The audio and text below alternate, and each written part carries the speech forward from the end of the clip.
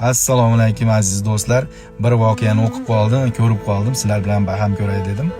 Haj safariga katta ishtiyoq bilan ketayotgan Amir aeroportda kutilmagan muammoga duch kelib qoldi. Soat 12lar chamasida haj karavani bilan Saudiya Arabistoniga uchib ketayotgan bo'lgan Amir pasport xavfsizligi tomonidan kutilmagan muammolarga duch kelib samolyotga olinmaydi, kiritilmaydi. Boshqa ziyoratchilar uchib ketadi, Amir esa terminalda yolg'iz qoladi. Qarangki, birozdan so'ng kutilmagan voqea sodir bo'ldi.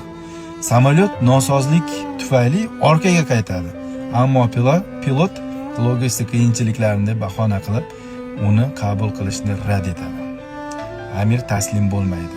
Inshaalloh men hajga boraman, samolyotga chiqaman deydi. Qizig'i shundaki, samolyot ikkinchi marta texnik nosozliklar tufayli yana qaytadi. Shunda pilot vallohi Amirni olmasdan uchmaymiz deb uni qabul qilib oladi. Shunday qilib Amirning muqaddas safariga yo'l boshlanadi. U shu videoda ko'rib turishingiz mumkin.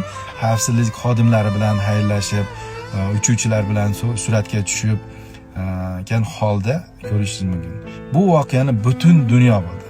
Ya'ni nima ekan azizlar? Alloh chaqirsagina borasiz. Ya'ni chaqirmasa $1,000,000 bo'lmaydimi? Bora olmaysiz. Like bosib tarqatib qo'yasizlar degan